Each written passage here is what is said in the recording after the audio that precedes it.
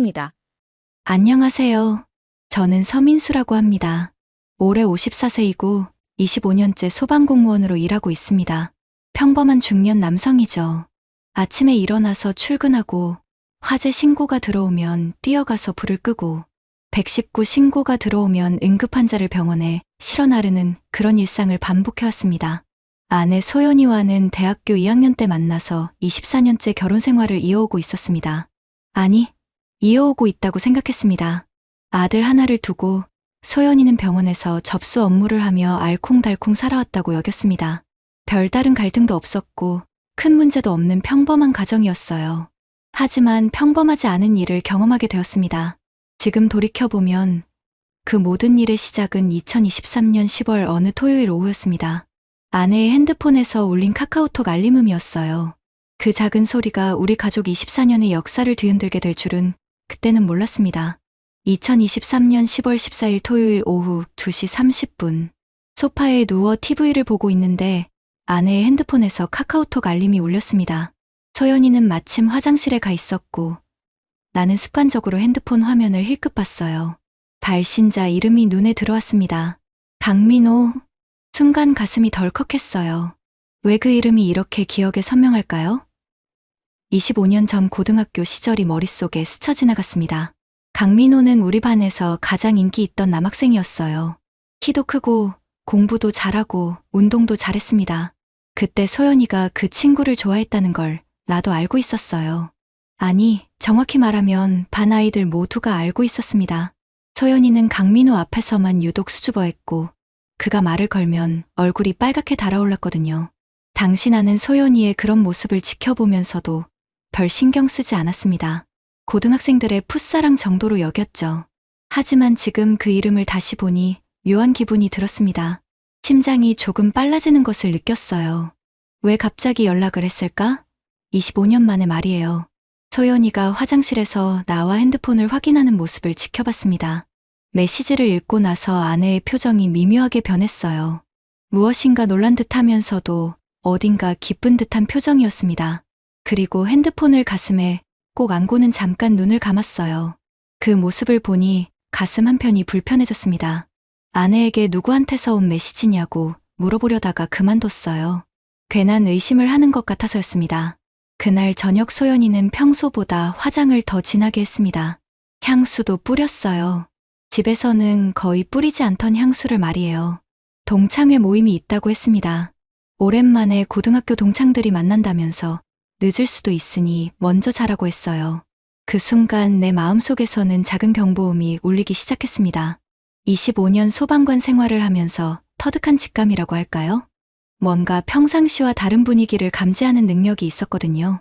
하지만 그때는 그냥 기분 탓이려니 하고 넘어갔습니다. 설마 내 아내가 24년을 함께 산 소연이가 그럴 리는 없다고 생각했으니까요. 2023년 10월 14일 토요일 밤 11시 40분. 소연이가 동창회에서 돌아왔습니다. 현관문이 열리는 소리에 잠에서 깨어났어요. 평소보다 훨씬 늦은 시간이었습니다. 일어나서 거실로 나가보니 아내가 신발을 벗고 있었는데 뭔가 평소와 달랐어요. 첫 번째로 눈에 띈 건 아내의 표정이었습니다. 어딘가 들뜬 듯한 기색이 역력했어요. 마치 즐거운 꿈을 꾸고 있는 사람처럼 말이에요. 그리고 화장이 조금 지워져 있었지만 평소보다 훨씬 신경 써서 한 흔적이 뚜렷했습니다. 특히 립스틱이 거의 다 지워져 있는 게 이상했어요. 어떻게 지냈냐고 물어봤을 때 아내의 반응도 평소와 달랐습니다. 보통은 피곤하다면서 빨리 씻고 자자고 하는데 그날은 이상하게 수다스러웠어요. 오랜만에 만난 친구들 이야기를 계속 하더라고요. 누가 어떻게 변했고 누구는 사업을 어떻게 하고 있고 그런 이야기들을 쏟아냈습니다. 그런데 이상하게도 강민호 이야기는 한마디도 안 했어요. 분명히 그 친구도 왔을 텐데 말이에요. 내가 먼저 물어봤습니다. 강민호는 안 왔냐고요. 그러자 아내가 잠깐 멈칫하더니 아 맞다면서 왔다고 대답했습니다.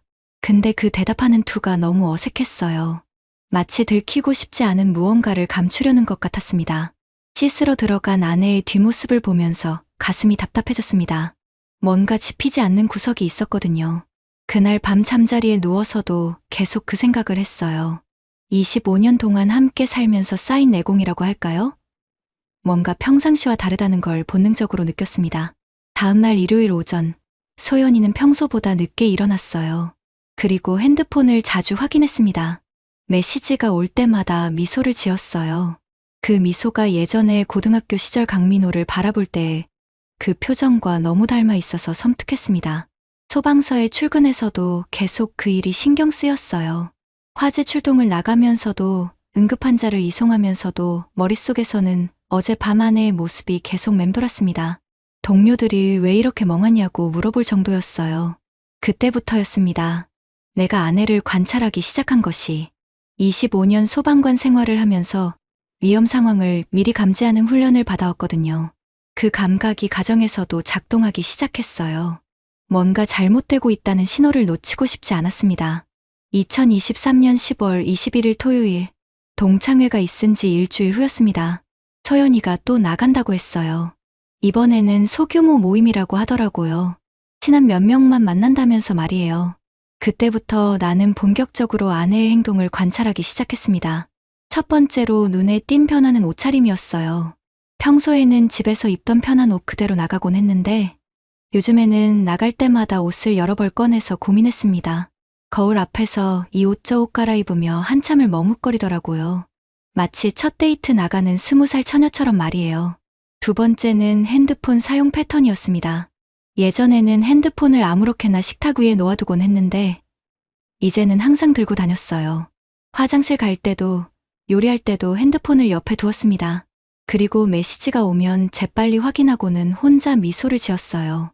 세 번째 변화는 말투였습니다. 평소보다 목소리가 한 톤 높아졌고 말하는 속도도 빨라졌어요. 뭔가 들뜬 사람의 전형적인 모습이었습니다. 그리고 나와 대화할 때도 어딘가 마음이 다른 곳에 가 있는 것 같았어요. 2023년 10월 28일 토요일, 세 번째 모임이었습니다. 이번에는 내가 먼저 물어봤어요. 누구누구 만나러 가냐고요. 소연이가 잠깐 당황하는 기색을 보이더니 그냥 몇 명 안 된다면서 대충 넘어갔습니다. 구체적인 이름은 말하지 않았어요. 그날 밤 소연이가 돌아왔을 때 충격적인 광경을 목격했습니다. 목에 작은 빨간 자국이 있었거든요. 모기에 물린 것 같기도 하고 뭔가 다른 것 같기도 한 애매한 자국이었어요. 직접 물어보고 싶었지만 확신이 서지 않아서 그냥 넘어갔습니다. 소방서에서 일할 때도 계속 그 생각이 났어요. 화재 현장에서 불길의 움직임을 관찰하듯이 아내의 변화를 세심하게 살펴보게 되었습니다. 25년 동안 위험 상황을 감지하는 훈련을 받아온 게 이런 식으로 쓰일 줄은 몰랐네요. 그런데 가장 힘든 건 확신이 서지 않는다는 점이었습니다. 혹시 내가 괜한 의심을 하는 건 아닐까? 24년을 함께 산 아내를 이렇게 의심하는 내 자신이 한심하게 느껴지기도 했어요. 하지만 소방관으로서 습득한 직감은 계속해서 경고 신호를 보내고 있었습니다. 2023년 11월 4일, 네 번째 모임 날이었어요. 이번에는 나도 모르게 뒤를 따라가고 싶은 충동이 들었습니다. 하지만 그러기에는 너무 비굴한 것 같아서 참았어요. 대신 아내가 언제 나가서 언제 들어오는지 시간을 체크하기 시작했습니다. 그날 밤, 소연이는 새벽 1시가 넘어서야 들어왔습니다. 지금까지 중에서 가장 늦은 시간이었어요. 그리고 들어와서는 바로 샤워를 했습니다. 평소에는 피곤하면 다음날 아침에 씻곤 했는데 말이에요. 침대에 누워서 옆에서 잠든 아내를 보며 답답한 마음이 들었습니다. 이게 정말 24년을 함께 산 내 아내가 맞나 싶었어요. 아니면 내가 너무 예민하게 반응하는 건가? 그런 혼란스러운 생각들이 머릿속을 맴돌았습니다. 2023년 11월 11일 토요일 오후 3시. 평생 잊을 수 없는 순간이었습니다. 그날은 소방서에서 교육이 있어서 오후에 일찍 끝났어요. 평소보다 2시간 정도 빨리 집에 들어간 것이었습니다. 현관문을 열고 들어가는데 거실에서 낮은 목소리가 들렸어요. 처음에는 TV 소리인 줄 알았습니다. 그런데 가만히 들어보니 사람 목소리였어요. 소연이의 목소리와 남자 목소리가 섞여 있었습니다. 순간 온몸이 굳어버렸어요. 가슴이 쿵쾅거리기 시작했습니다. 신발을 조용히 벗고 거실 쪽으로 살금살금 다가갔습니다. 25년 소방관 생활을 하면서 위험한 현장에 접근할 때의 그런 긴장감이었어요. 손이 떨리고 입이 바짝 말랐습니다. 거실 입구에서 살짝 고개를 내밀어 안을 들여다봤는데 정말로 믿을 수 없는 광경이 펼쳐져 있었습니다. 우리 집 소파에 소연이와 한 남자가 앉아 있었어요. 그 남자는 분명히 강민호였습니다. 25년이 지났지만 그 얼굴을 잊을 수가 없었거든요. 두 사람은 서로 아주 가까이 앉아서 뭔가 진지하게 이야기를 나누고 있었습니다. 강민호의 손이 소연이의 어깨에 올려져 있었고 소연이는 그를 바라보며 환하게 웃고 있었어요. 그 웃음은 나와 함께 있을 때는 본 적이 없는 표정이었습니다. 그 순간 머리가 하얘졌어요. 25년 소방관 생활을 하면서 수많은 위급 상황을 겪어봤지만 그때만큼 당황했던 적은 없었습니다. 다리에 힘이 빠져서 벽에 기대야 했어요. 바로 그때였습니다. 2층에서 쿵쿵 소리가 났어요. 우리 아들 준혁이가 내려오는 소리였습니다. 대학교 2학년인 준혁이는 그날 집에 있었던 것 같았어요. 아들이 계단을 내려오는 소리를 듣고 거실에 두 사람이 재빨리 떨어져 앉았습니다. 준혁이가 거실로 들어왔을 때 상황은 이미 정리되어 있었어요. 소연이는 강민호에게 차를 따라주고 있었고 강민호는 아들에게 인사를 건넸습니다. 엄마 고등학교 동창이라면서 자연스럽게 소개하더라고요. 나는 아직도 거실 입구에 숨어서 그 광경을 지켜보고 있었습니다. 준혁이가 잠깐 인사하고는 다시 2층으로 올라갔어요. 그러자 두 사람이 다시 가까워지기 시작했습니다. 더 이상 볼 수 없었어요. 조용히 현관으로 나와서 다시 신발을 신었습니다. 그리고 10분 정도 밖에서 시간을 보낸 후에 다시 집으로 들어갔어요. 이번에는 일부러 문을 크게 열고 여보 왔다고 큰 소리로 인사했습니다. 거실로 들어가니 강민호는 이미 없었고 소연이만 혼자 TV를 보고 있었어요. 마치 아무 일도 없었던 것처럼 말이에요. 하지만 탁자 위에는 찻잔이 2개 놓여 있었습니다. 누가 왔다 갔냐고 물어봤을 때 소연이의 반응이 너무 당황스러웠어요. 아무도 안 왔다고 하더라고요. 그러면서 찻잔을 재빨리 치우려고 했습니다. 그 모습을 보니 가슴이 미어지는 것 같았어요. 그날 밤 잠자리에서 소연이는 평소처럼 자연스럽게 행동했습니다. 하지만 나는 한잠도 잘 수 없었어요. 머릿속에서는 오후에 본 그 장면이 계속 재생겼습니다. 내가 정말 그런 걸 본 게 맞나 싶어서 스스로를 의심하기도 했어요. 2023년 11월 12일 일요일 오전 10시. 잠 못 이룬 밤을 보내고 일어났습니다. 소연이는 평소처럼 아침 준비를 하고 있었어요. 아무 일도 없었던 것처럼 말이에요. 하지만 나는 어떻게 해야 할지 모르겠었습니다. 준혁이가 아침에 일어나서 부엌으로 내려왔을 때 나는 용기를 내서 물어봤어요. 어제 엄마가 누구랑 있었는지 봤냐고요. 준혁이는 잠깐 망설이더니 고등학교 동창이라고 소개받았다고 했습니다. 그리고는 뭔가 더 말하고 싶어 하는 눈치였어요. 준혁이를 따로 불러서 이야기를 나눴습니다. 아들은 생각보다 많은 것을 알고 있었어요. 최근 몇 주 동안 엄마가 자주 나가는 것도 알고 있었고 집에 남자가 온 것도 어제가 처음이 아니라고 했습니다. 준혁이 말로는 지난주에도 한 번 왔었다고 하더라고요.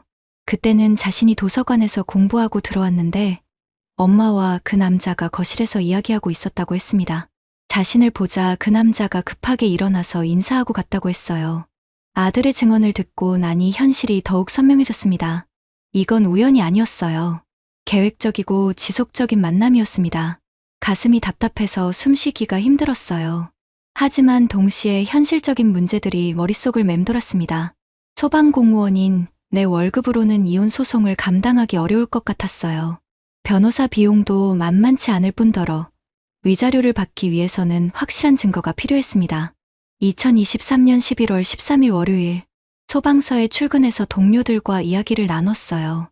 물론 직접적으로 말하지는 않았지만 가정 문제로 고민이 있다고 했습니다. 선배 한 분이 사설 탐정을 소개해주겠다고 하더라고요. 하지만 비용을 들어보니 내 월급 2달치가 넘었습니다. 그날부터 나는 스스로 증거를 수집하기 시작했습니다. 소연이의 핸드폰을 확인해보고 싶었지만 비밀번호를 모르겠더라고요. 예전에는 비밀번호를 걸지 않았는데 언제부터인가 잠금 설정을 해놨어요. 카드 사용 내역을 확인해봤습니다. 인터넷 뱅킹으로 들어가서 소연이의 카드 사용 기록을 살펴봤어요. 최근 몇 주 동안 평소보다 화장품 구입이 늘어났고 옷도 몇 벌 새로 샀더라고요. 그리고 카페나 레스토랑에서의 결제도 잦아졌습니다. 2023년 11월 18일 토요일, 소연이가 또 나간다고 했어요. 이번에는 나도 뒤를 따라가 보기로 결심했습니다. 소방서 동료한테 차를 빌려서 멀찍이 따라갔어요. 25년 소방관 생활을 하면서 이런 일을 할 줄은 정말 몰랐네요. 소연이는 시내 한 카페로 갔습니다. 그곳에서 강민호와 만났어요. 카페 밖에서 지켜보는데 두 사람이 너무 자연스럽게 행동하는 모습이 더욱 충격적이었습니다. 마치 오래된 연인처럼 편안해 보였어요. 1시간 정도 카페에 있다가 두 사람이 나왔습니다. 그리고는 강민호의 차를 타고 어디론가 갔어요. 나는 더 이상 따라갈 용기가 없었습니다. 이미 충분히 확인했거든요. 집으로 돌아와서 준혁이와 다시 이야기를 나눴습니다. 아들도 상황을 어느 정도 파악하고 있었고 아빠 편을 들어주겠다고 했어요. 하지만 동시에 가족이 깨지는 것에 대한 걱정도 표현했습니다. 그날 밤 소연이가 돌아왔을 때 나는 처음으로 직접적인 질문을 했습니다. 강민호와 만나고 있는 거냐고요. 소연이는 잠깐 당황하더니 그냥 옛동창이라고 했습니다. 하지만 그 표정에서 거짓말이라는 것을 알 수 있었어요. 2023년 11월 25일 토요일 오후 7시. 더 이상 미룰 수 없었습니다. 준혁이가 친구 집에 놀러 간 사이 소연이와 단둘이 거실에 앉아서 진지한 대화를 나눴어요. 24년 결혼 생활에서 가장 힘든 대화였습니다. 처음에는 조심스럽게 접근했습니다. 최근에 뭔가 달라진 것 같다고, 혹시 고민이 있으면 말해달라고 했어요. 소연이는 별일 아니라고 하면서 피하려고 했습니다. 하지만 나는 포기할 수 없었어요. 강민호 이야기를 꺼냈을 때 소연이의 얼굴이 확연히 굳어졌습니다. 아무렇지도 않은 척하려고 했지만 이미 들킨 상황이었어요. 그제서야 소연이가 천천히 입을 열기 시작했습니다. 소연이의 고백은 생각보다 솔직했어요. 강민호와 다시 만나게 된 것은 우연이었다고 했습니다. 첫 번째 동창회에서 25년 만에 재회했는데 고등학교 때 못다한 이야기들을 나누다 보니 자꾸 만나게 되었다고 하더라고요. 그런데 소연이가 한 말 중에서 가장 가슴 아팠던 건 이거였어요. 강민호와 함께 있으면 20살로 돌아간 것 같다고, 그동안 잊고 있었던 설렘을 다시 느낀다고 했습니다. 24년 동안 나와 함께 살면서는 느끼지 못했던 감정이라고 했어요. 나는 그 말을 듣고 머리가 하얘졌습니다. 24년 동안 내가 그녀에게 어떤 남편이었는지 되돌아보게 되었어요. 소방서 일에 매달려서 집에서는 피곤하다고 누워만 있었던 건 아닌가? 아내를 여자로서 제대로 사랑해주지 못했던 건 아닌가? 하지만 동시에 분노도 치밀어 올랐습니다. 그렇다고 해서 다른 남자와 이런 식으로 만나는 것이 정당화될 수 있을까요? 24년 동안 함께 쌓아온 추억들, 준혁이를 함께 키워온 시간들이 그렇게 쉽게 무너져도 되는 건가요? 소연이에게 물어봤습니다. 강민호와 어디까지 간 거냐고요. 소연이는 한참을 망설이더니 아직 선을 넘지는 않았다고 했습니다. 하지만 그 감정이 점점 커지고 있다는 것도 인정했어요. 그때 나는 마지막으로 부탁했습니다. 24년 동안 함께 산 부부의 정을 생각해서라도 한 번만 더 기회를 달라고요. 강민호와의 만남을 끊고 우리 가족을 다시 되돌려보자고 했습니다. 소연이가 한참 동안 울었어요. 그 눈물이 진짜인지 가짜인지 알 수 없었지만 일단은 생각해보겠다고 했습니다. 강민호와의 만남도 당분간 중단하겠다고 약속했어요. 그날 밤 우리는 오랜만에 함께 잠자리에 들었습니다. 하지만 서로 등을 돌리고 누워 있었어요. 같은 침대에 누워 있으면서도 이렇게 멀게 느껴진 적은 처음이었습니다. 2023년 12월 첫 주, 소연이는 약속을 지키는 것 같았어요. 외출도 줄어들었고 핸드폰도 예전만큼 자주 보지 않았습니다. 나는 혹시나 하는 마음으로 아내를 다시 사랑해보려고 노력했어요. 오랜만에 꽃을 사다 주기도 하고 함께 영화를 보러 가기도 했습니다. 소연이도 나름 노력하는 것 같았어요. 하지만 뭔가 어색했습니다. 마치 연기를 하는 것 같은 느낌이었어요. 하지만 그 평화는 오래가지 않았습니다. 2023년 12월 15일, 소연이가 다시 늦게 들어왔어요. 그리고 그때부터 예전의 패턴이 반복되기 시작했습니다. 결국 약속은 지켜지지 않은 것이었어요. 2024년 1월 3일, 새해 첫 업무일이었습니다. 더 이상 참을 수 없어서 변호사 사무실을 찾았어요. 이혼 전문 변호사와 상담을 받았는데 현실은 생각보다 복잡했습니다. 변호사가 말하길 불륜 사실을 입증하기 위해서는 확실한 증거가 필요하다고 했어요. 내가 가진 건 준혁이의 증언과 내가 직접 목격한 것뿐이었습니다.